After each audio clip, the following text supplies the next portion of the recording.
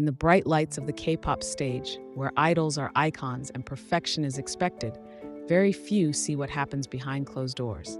In a world built on glossy music videos, flawless performances, and curated images, the truth often goes untold until it's too loud to ignore. This is the story of Park Junhwan, a rising star from the highly anticipated boy group IDID, and the dark allegations that may ruin everything before it even begins. IDID was one of the most buzzed about upcoming groups in 2025. Formed through the competitive survival show Debut's Plan, the group captured fans' hearts with intense performances, emotional backstories, and a promise of fresh talent ready to take over the world. Among the finalists was Park Junhwan, a Starship Entertainment trainee whose charisma and confidence made him an early favorite. But then, out of nowhere, something happened that no one could have predicted. In late March 2025, disturbing posts began circulating on Korean online forums. People claiming to be Park Junhwan's middle school classmates stepped forward with serious accusations. Not about bullying, which the K-pop world is sadly familiar with, but something worse. These individuals claimed Junhwan had participated in misogynistic group chats during middle school. Chats where female students were ranked based on looks, where explicit comments were made about underage girls. But it didn't stop there. The most shocking claim was that Junhwan created and shared deepfake images. Images where the faces of real girls from his school innocent classmates were digitally pasted onto sexual or nude photographs, often without their knowledge. These weren't celebrity fakes. These were teenagers, real victims. In a world where deepfake technology is becoming dangerously accessible, this wasn't just a scandal.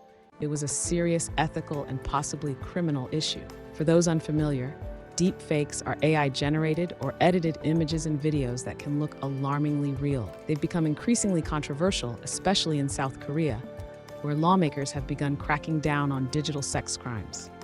And while it's illegal to create or distribute sexually explicit content involving minors, enforcement has always lagged behind. So when an upcoming K-pop idol is accused of this very thing, it explodes. Screenshots from KakaoTalk group chats began to surface. In them, Junhwan allegedly discusses female student shares edited photos. One former classmate said bluntly, "He used to talk about girls like they were objects. We didn't think he'd ever become famous, but now we have to say something." At first, some fans dismissed it as a smear campaign, but more testimonies began piling in, and each one added fuel to the fire. What did Starship Entertainment, one of Korea's major agencies, say? Absolutely nothing. No official statement, no clarification, no denial. Total silence. This silence only angered the public more. How could a company that manages major groups like Monsta X and IVE allow someone with these accusations to debut under their name? Was no background check done? Did they ignore warnings or simply never ask? These are not small accusations. We're not talking about one careless comment. These are repeated, deliberate acts involving illegal and abusive behavior if proven true. Meanwhile, fans online are in chaos. Some demand Junhwan's immediate removal from IDID. Others beg for an investigation. But there are also fans blindly defending him, claiming that past behavior shouldn't affect his future, that it was just middle school. But here's the thing. Middle school is not a free pass for cruelty. Creating deepfakes, spreading them, and reducing classmates to body parts is not a childhood mistake. It's a violation. And what about the girls whose images were allegedly used? We don't know their names. We may never know. But they exist. And now they're watching someone who targeted them rise toward fame and glory. In South Korea, the trauma from school bullying and digital abuse has destroyed lives, even led to suicides. It's not rare. It's real. And the K-pop industry, which so often ignores its own toxic undercurrents, continues to sweep these stories under the rug until fans force them into the spotlight. Park Junhwan's debut now hangs in limbo. Will he be removed from IDID? Will Starship break their silence? Will the allegations be investigated seriously or buried under PR spin? More importantly, will the K-pop industry finally admit that their training systems, their obsession with image over integrity, are part of the problem? Because this isn't the first scandal involving an idol's dark past, and sadly, it likely won't be the last.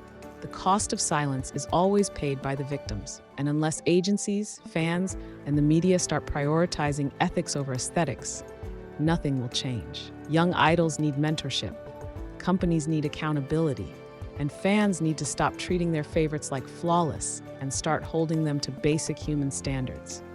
This case is not just a test for IDID or Starship Entertainment, it's a turning point for the entire industry.